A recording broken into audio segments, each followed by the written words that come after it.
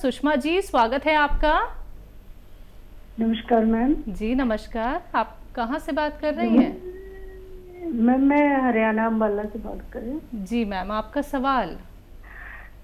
हाँ जी ma'am, sir को नमस्कार मेरा।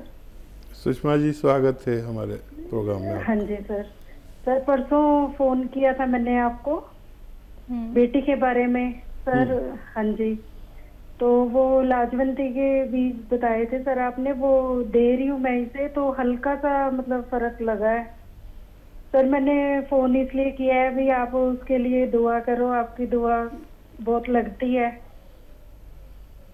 जी। बहुत बहुत धन्यवाद। और फ़ायदा भी शुरू हो गया सुषमा जी, 2 दिन में आपको फ़ायदा भी शुरू हो गया। भगवान की आप पर बहुत मेहरबानी है, और जिन पर भगवान की मेहरबानी होती है वो लोग इस लायक होते हैं कि उनसे दुआ के लिए कहा जाए। तो मैं आपसे प्रार्थना करता हूं कि मेरे लिए भगवान से प्रार्थना करें कि मैं आपकी सेवा और ज़्यादा कर सकूं।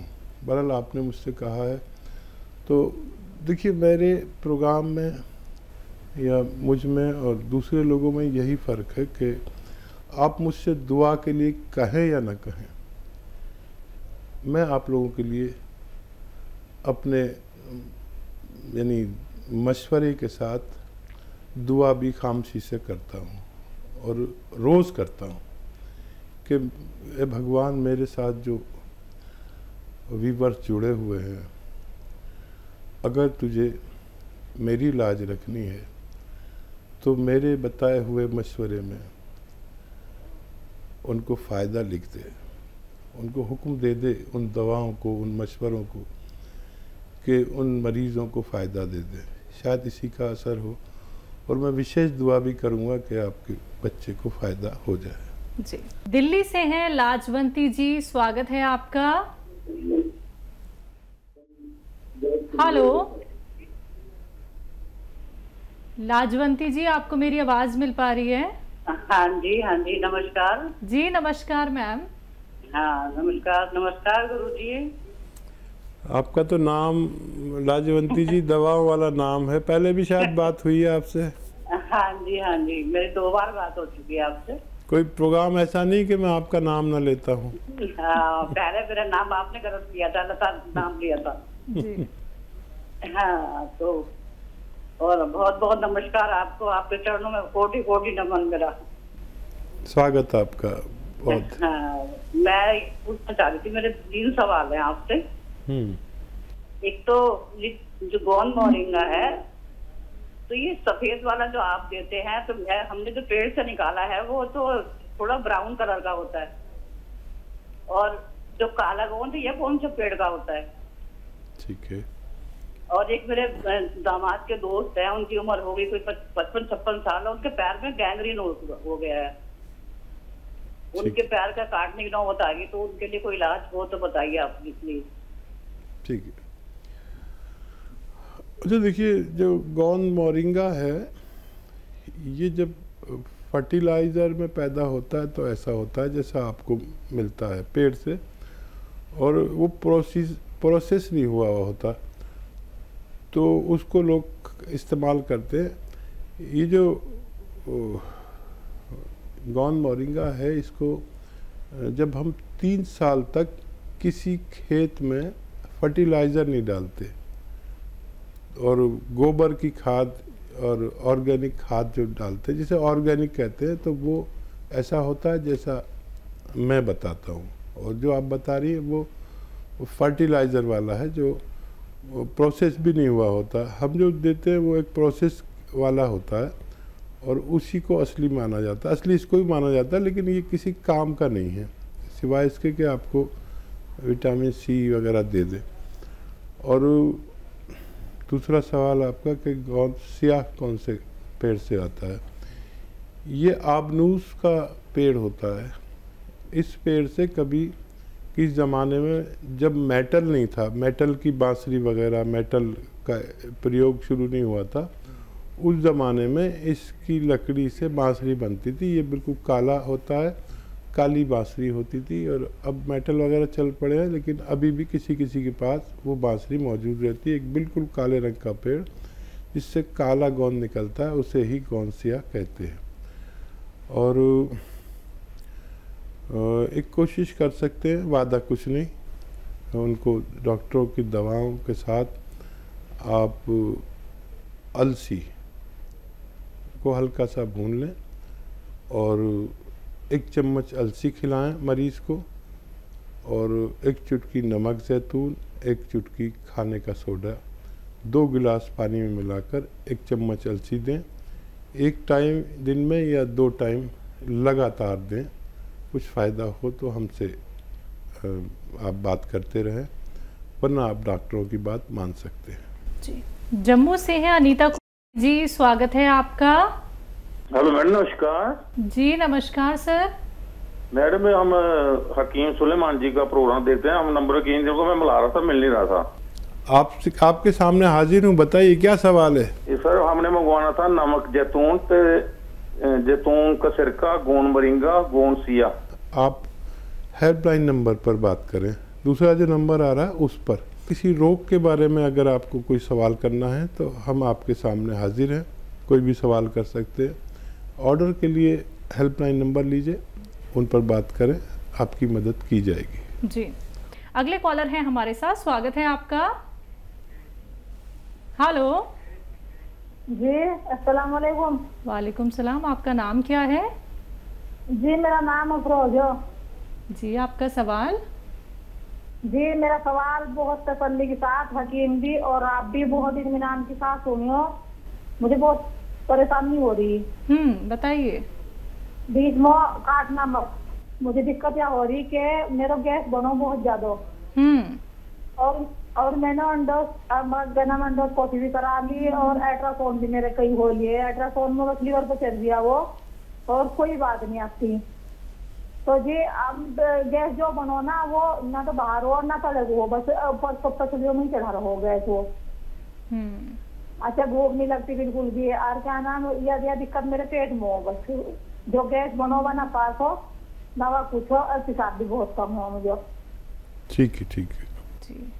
और कोई तो सवाल नहीं जी? और सवाल बस ये पेट का ही सवाल हो, और कोई सवाल नहीं है। ठीक है। आप कह रही थी ना काटियो मत, हम लोग नहीं काट सकते फ़ोन, ये काटने वाला दूसरा डिपार्टमेंट है। हमारे पास तो आ गया तो हमें हुक्म होता है कि अच्छे से बात करें, नहीं तो हमें निकाल दें प्रोग्राम से। तो काटने वाला कोई और है। अच्छा देखिए, ये बहुत अच्छा किया अफरोज़ आपने कि अल्ट्रासाउंड करा लिया, ताकि हमें भी इत्मीनान हो गया कि ज़ाहिरी तौर पर कुछ भी नहीं है। अच्छा देखिए, वर्म हो जाता है पेट में, एसिडिटी, वर्म, कब्ज़, लीवर पे सूजन, ऐसे रोग होने से हम इस तरह की बीमारियों में ग्रस्त हो जाते हैं। एक बड़ा अच्छा नुस्खा है, आप तो गृहिणी हैं और 6 चीज़ें आपके किचन में मौजूद हैं। वो 6 चीज़ें कौन सी है, लिख लो जी। अगर पेन वैन लेके बैठे हो तो लिख सकते हो। और ये सौंफ, सौंठ, ज़ीरा, सौंफ, सौंठ, ज़ीरा, अजवाइन, धनिया, मेथी, 6 चीज़ें आपके किचन में। याद रखो, सौंफ, सौंठ, ज़ीरा, अजवाइन, धनिया, मेथी, 6 चीज़ें 2 बार मैंने बोल दी, और एक बार बोल देता हूँ। आपकी भाषा से मुझे लग रहा है कि आप पता नहीं लिख पाओगे या नहीं। सौंफ, सौंठ, ज़ीरा, अजवाइन, धनिया, मेथी 100 ग्राम ख़रीद कर पाउडर बना लो, और जी पाउडर बना के एक डब्बे में करके रखो। एक आता है नमक ज़ैतून। नमक ज़ैतून याद रखो जी कि एक नमक विशेष है जो स्वाद में नमकीनी नहीं होता। ये अलग से 100 ग्राम ख़रीद लो। 1 चुटकी नमक ज़ैतून 2 गिलास पानी में डालो, 2 गिलास पानी में, एक में नहीं। मिक्स हो जाता है आसानी से, नमकीन भी नहीं होता, ये हल्का सा कड़वा या खारा सा होता है। ये जो 6 चीज़ों का पाउडर बनाया है, ये 1 चम्मच खा लो, और ये 2 गिलास पानी पी लो। दिन में 1 दफ़ा या 2 दफ़ा बस काफ़ी है। आप ये रोज़ाना 1 बार ज़रूर लो, ज़्यादा से ज़्यादा 2 बार, आपको फ़ायदा होना मुमकिन है। बिल्कुल। हकीम साहब, सवाल यहाँ पे मैं ज़रूर करना चाहूँगी। इन्होंने कहा कि इनको गैस पास नहीं होती है। जिन लोगों को इस तरीके की प्रॉब्लम होती है, तो क्या ये भी एक संकेत है कि आपको कोई बहुत बड़ा रोग होने वाला है अगर हमारी गैस पास नहीं होती है? देखिए, एक सिस्टम कहते हैं जो भी काम नहीं होता उसमें कोई भी ख़तरा हो सकता है। ये गैस इतनी पावर होती है कि ये कहीं भी परेशान कर सकती है। इसको लेने से सबसे पहले तो आपको गैस ही पास होने लगती है। आधा एक घंटे में आपको अच्छे से गैस पास होगी। जो लैट्रिन है वो आगे सरकना शुरू हो जाती है, और वर्म हो तो वो दूर होने लगता है, कहीं भी स्वेलिंग हो जाती है ना वर्म, और लीवर को मजबूर करते हैं ये कि ठीक से काम कर, और मैदे को हज़म का हुक्म देते हैं ये नुस्खा, और आंतों में बल देते हैं कि वो जल्दी से गैस पास करके इसको सही वक्त पर लैट्रिन हो जानी चाहिए। ये इन्फेक्शन भी दूर करता है, वर्म भी दूर करता है, लीवर को भी ख्याल रखता है, स्किन का भी ख्याल रखता है, सेहत का भी ख्याल रखता है। आप इसे इस्तेमाल करें, आप इसे फ़ायदा उठा सकते हैं। जी। बीना वर्मा जी जुड़ गई हैं हमारे साथ, स्वागत है आपका। नमस्ते मैम। जी नमस्कार। मैम मेरे 2 सवाल हैं। पूछिए। मैम मैंने गोंसिया लिया था और उसको 1 महीना हो गया लगभग खाते हुए। तो मैम वो अलसी के साथ मैं ले रही हूँ। मेरे पैर सुबह बहुत टाइट हो जाते हैं, चलना मुश्किल हो जाता है, पैर मुड़ते नहीं हैं। और दूसरा सवाल, मेरे लड़की के थायराइड है और उसके बॉडी में स्ट्रेच मार्क्स पड़ रहे हैं। स्ट्रेच मार्क्स तो बॉडी उसका कोई इलाज है? ठीक है मैम। अच्छा, ये बताइए, ये जो पैर टाइट हो जाते हैं पहले भी होते थे या अभी हो रहे हैं आपके? आप हैं लाइन पे क्या? मैम आप बात कीजिए बीना जी। जी जी जी। मैम ये बताइए कि आपके पैर पहले भी टाइट रहते थे या अभी हुए हैं? नहीं डॉक्टर भैया, मेरे 4-6 साल से हो रहा है ऐसा। अब मेरे पैरों में दिक्कत ये है कि अगर मैं 10 मिनट खड़ी हो गई तो मेरे पैर ये टाइट हो जाते हैं, और चलते रहते तो चलते रहते ठीक है, अगर खड़े हो गए तो टाइट हो जाते, तो इसमें दर्द बहुत होती है। अगर किचन में 5-6 रोटियां मैंने सेक ली खड़े होके तो ये पैर टाइट हो जाते हैं। अच्छा, दर्द की दवा आप खाते थे वो छोड़ दी आपने? अभी खाते हैं? नहीं खाते हैं सर, अभी खा रहे हैं। कितनी बार खाते हैं, पहले की तरह या कम हो गई कुछ? नहीं, दोनों टाइम खाते हैं, वही अलसी के साथ 1 ग्राम। नहीं, दर्द की दवा, इंग्लिश दवा जो खाते थे।